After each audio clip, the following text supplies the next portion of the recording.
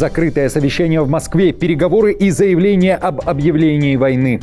Внезапный приказ: Пентагон собирает под одной крышей военных. Сотни генералов и адмиралов со всего мира должны немедленно прибыть в США на базу морской пехоты. Почему приказано сорваться с места, а западные медиа пишут о тревоге в Министерстве войны Америки. Спецоперация силовиков Казахстана в Украине под прицелом Одесса и Черновцы. Что произошло? Летающие дирижабли и подводные дроны. НАТО демонстрирует оружие, которым планирует бороться с врагом, что еще показали публике. Авторитет на авторитет. Скандал в семье белорусских оппозиционеров. Как офис Светланы Тихановской комментирует накал страстей на глазах у публики и в прямом эфире в Ютубе. Официальный Ташкент пристыдил своих граждан за поведение за рубежом. Резкий выговор за преступление и незнание языка, а также новое исследование. Как бардак в доме рушит романтику и отношения. Кто расходится из-за грязи в доме. Об этом и не только. Досмотрите. Всем привет, это «Время Прядко», коротко, четко и по делу о том, о чем говорят в мире. Если вам есть что сказать, делитесь своими мыслями и отвечайте на мои вопросы в комментариях. За лайк и подписку буду благодарен. Время начать. Громкий семейный скандал. Идет ли речь о расколе? Белорусы продолжают обсуждать публичную перепалку, которая произошла в Нью-Йорке между оппозиционерами Светланой и Сергеем Тихановскими. В частности, недавно освобожденный Тихановский во время встречи с белорусской диаспорой был недоволен тем, что его супруга хотела уйти с мероприятия на интервью CNN. Свое недовольство он высказывал не только при присутствующих, но и во время прямой трансляции на YouTube-канале «Страна для жизни». Обращение к Тихановской было резким, сама же оппозиционерка немного терялась от интонаций супруга и в итоге отменила интервью, даже несмотря на то, что люди были не против того, что она уйдет. Но если она пойдет и вы ее отпускаете, я тоже пойду на CNN. И тогда 1300, возможно, будет под вопросом. Выбирайте. Вот, Франку, видите, нужно, чтобы мы пошли разом, друзья. Видите, какой нерв? Все по-честному. В офисе Тихановской раскритиковали Сергея Тихановского, который был освобожден Лукашенко при содействии американцев. Там заявили, что оппозиционер не совсем осознает цели Демсил Беларуси и действует так, как действовал 5 лет назад, до заключения в колонию. И, далее цитата, Сергей пытался противопоставить свой авторитет авторитету Светланы. В офисе также добавили, что Тихановской было непросто в этот момент. Я видела, насколько сложно Светлане сохранять спокойствие в такой ситуации. Она, в отличие от Сергея, понимает, какая работа за этим стоит, сколько усилий команды. Она понимает, как работают интервью в политике.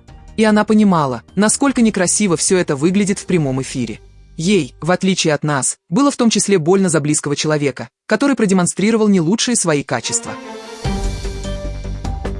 НАТО готовится к войне дронов. Альянс активно печатает боевые машины на 3D-принтере. Пока в мире обсуждают налеты БПЛА на страны Европы, НАТО разворачивает в Португалии и Нидерландах секретные испытания новейших беспилотников – воздушных, морских и даже подводных. Главная цель – создать дешевое, массовое и мобильное оружие будущего, способное бить по врагу без огромных затрат. Испытания проходят на фоне роста напряженности. Часть своих разработок представители НАТО продемонстрировали открыто. Среди прочего, есть даже беспилотные дирижабли, созданные для наблюдения, разведки и мониторинга.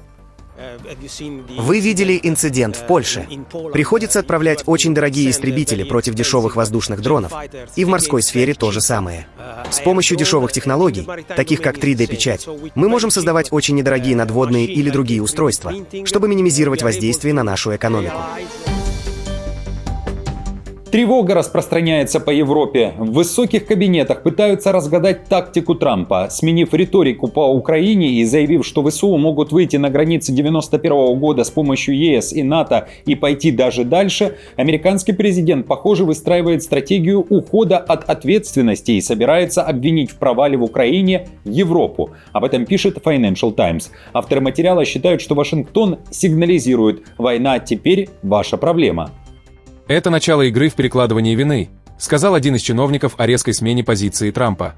США знали, что пошлины в отношении Китая и Индии будут для ЕС невозможны. Трамп строит запасной выход, чтобы иметь возможность обвинить Европу, если ему это понадобится, заявил помощник в одном из европейских правительств. Немецкий чиновник отметил, что смена курса была впечатляющей и в целом положительной, но Трамп устанавливает очень высокую планку. Резкая риторика Дональда Трампа в адрес России не смена стратегии, а переговорный прием, направленный на давление на Кремль и лично на Путина. Об этом пишет уже Вашингтон-Пост. И благодаря такой тактике переговоров Трамп отправляет сигнал Кремлю. Главный расчет – заставить Москву сесть за стол переговоров, одновременно подталкивая Киев и Европу к более активным действиям. Высокопоставленный представитель Белого дома сказал, что все, что делает президент, он делает через призму «как мы можем заключить сделку». Трамп уже давно раздражен Путиным. Он посылает очень сильный сигнал. Россия – огромная страна с мощной экономикой, экономикой войны, и Украина все же смогла защищаться почти 4 года, сказал чиновник. Он просто говорит, если Путин не хочет мира, пусть боевые действия продолжаются, а мы продолжим продавать оружие НАТО. Еще один сигнал или послание было сказано в глаза. Bloomberg пишет, что в Москве прошло срочное закрытое совещание с европейскими дипломатами. Представители Великобритании, Франции и Германии заявили, что будут сбивать самолеты России. Инцидент в эстонском небе назвали преднамеренным. Россияне в ответ заявили, что это не провокация и никто НАТО прощупывать не собирался, а беспилотники в Польше – это результат ошибки. При этом на этой же встрече звучало, что события в Европе – это ответ Кремля. И вот почему. Во время переговоров российский дипломат заявил европейцам, что эти вторжения являются ответом на украинские атаки по Крыму. Кремль заявил, что такие операции были бы невозможны без поддержки НАТО. И, следовательно, Россия рассматривает происходящее как уже начавшееся противостояние, включающее европейские государства. О том, что война между Россией и НАТО начнется и Россия готова к такой войне, заявил посол России во Франции. Он предупредил, что такой вариант возможен, если будет сбит хоть один российский самолет. Вы знаете, множество самолетов НАТО нарушают воздушное пространство России, это происходит довольно часто. Однако их не сбивают. Россия не занимается такими вещами и не играет с кем бы то ни было. Это не наш стиль. А Лавров, выступая на Генассамблее ООН, сделал резонансное заявление. России объявили войну. По его мнению, это сделали НАТО и Евросоюз. Отказ от соблюдения принципов устава – это проявление неоколониальных амбиций, что ведет к росту глобальной нестабильности, множит региональные конфликты, десятилетиями не решаются многочисленные кризисы в Африке, во многом унаследованные с колониальных времен, когда границы проводились буквально по линейке, без какого-либо учета этноконфессиональных факторов. Еще один наглядный пример, спровоцированный Западом кризис на Украине, руками которой НАТО и Евросоюз объявили уже моей стране настоящую войну и прямо в ней участвуют. Кто и когда кого будет бомбить? Уже 26 сентября выйдет полное интервью Зеленского, анонсы из которого уже наделали много шума. Зеленский передал послание представителям Кремля. Они должны знать, где находится ближайшее бомбоубежище, заявил он, намекнув на удар по Москве, уточняя, что целью будет не мирное население. А после также заявил, что готов уйти и допускает смену власти после достижения режима прекращения огня в Украине. Видите ли вы себя после окончания войны президентом Украины в мирное время? Или вы скажете, я служил своей стране в самый трудный момент ее истории, и теперь я ухожу?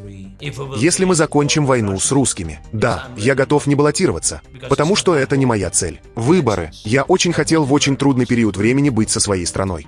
Помогать своей стране. Да, это то, чего я всегда хотел. Моя цель – закончить войну.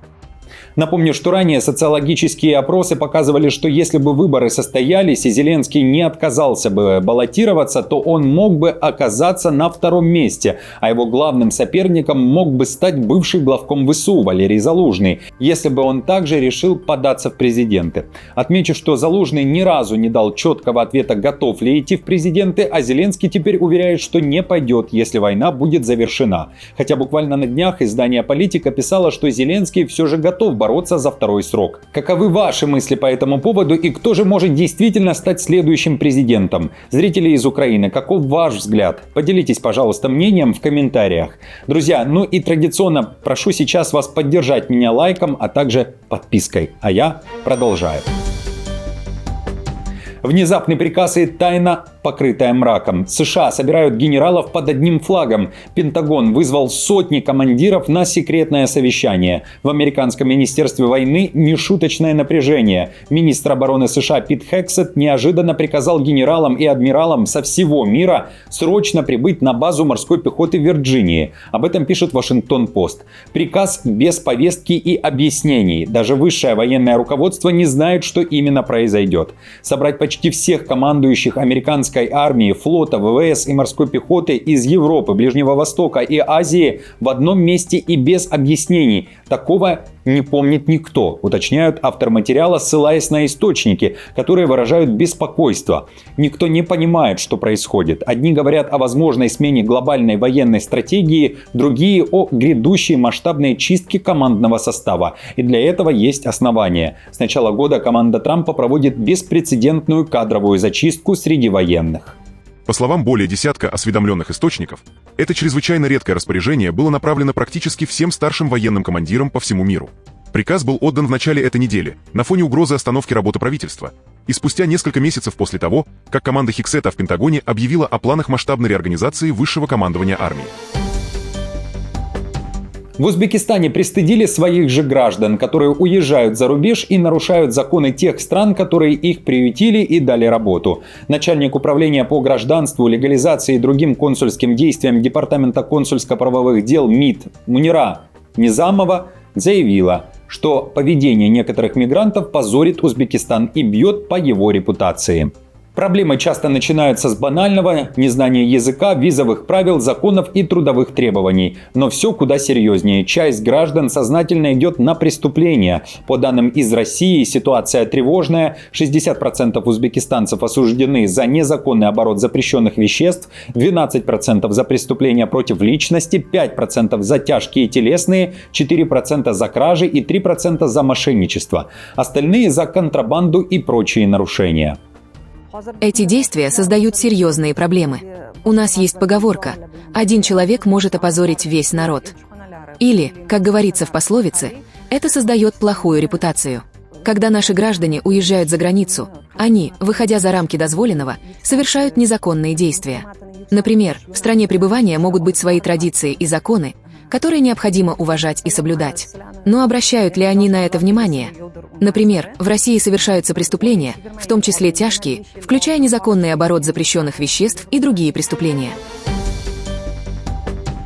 Спецоперация силовиков Казахстана в Украине, под прицелом Одесса и Черновцы, и все с разрешения украинских властей. Астана и Киев заявляют о задержании преступников, которые обобрали до нитки жителей Казахстана. В лучших традициях шпионских боевиков, под видом сотрудников спецслужб, мошенники выкачивали деньги из казахстанцев. Теперь, как заявляют представители силовых ведомств двух стран, ликвидирован фейковый так называемый центр спецслужб. Речь о колл-центре, сценарий работы которого был прост. Мошенники звонили гражданам Казахстана, представлялись сотрудниками Нацбанка, полиции и спецслужб.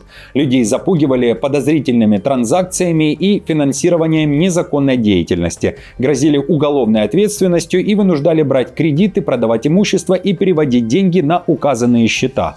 Общий ущерб от их деятельности превысил 900 миллионов тенге. Это где-то $1,5 миллиона. В результате операции задержаны 9 граждан Украины, 5 из них уже арестованы. Министерство внутренних дел Казахстана отмечает, что операция стала возможной благодаря скоординированным действиям правоохранительных органов двух стран и свидетельствует о решимости пресекать деятельность транснациональных преступных групп, посягающих на безопасность граждан. И напоследок о любви и беспорядке. Грязные носки против любви. Опрос показал, что беспорядок способен разрушить отношения быстрее, чем измена. В США провели опрос по заказу компании, которая помогает людям навести порядок и избавиться от лишних вещей, и результат таков. Хаос в доме способен сделать вас менее привлекательным в глазах партнера. Более трети американцев признались, когда в квартире царит бардак, желание быть рядом с любимым буквально испаряется. Особенно чувствительны к этому женщины. женщины. 62% сказали, что беспорядок партнера их бесит, против 50% мужчин. Причем половина опрошенных признались, что регулярно убирают за второй половинкой, потому что терпеть это просто невозможно. 61% пар утверждают, что ссоры из-за разбросанных вещей происходят постоянно, и почти 70% заявили, что их партнеры хранят одежду, которая уже не подходит, но все равно оставляют ее на всякий случай. Беспорядок в квартире может убить романтику еще до ее начала. Почти каждый четвертый сказал, что прекратил встречаться с кем-то, увидев состояние их дома. Поколение Z оказалось самым нетерпимым. 38% заявили, что беспорядок – это автоматический отказ. Есть и светлая сторона. Более половины американцев сказали, что, когда их партнер моет раковину или складывает белье, это делает его более привлекательным. Друзья, тема для обсуждения: раздражает ли вас бардак, который устраиваете вы, и раздражает ли беспорядок, который оставляет ваш партнер, или беспорядков нет и в этом жить невозможно? Пишите, делитесь, интересно. Ну и спасибо вам большое за просмотр. На этом все. До встречи уже завтра. Не забудьте подписаться на канал и поставить лайк этому видео. А я напомню, новости за неделю собраны в плейлист. Переходите и смотрите.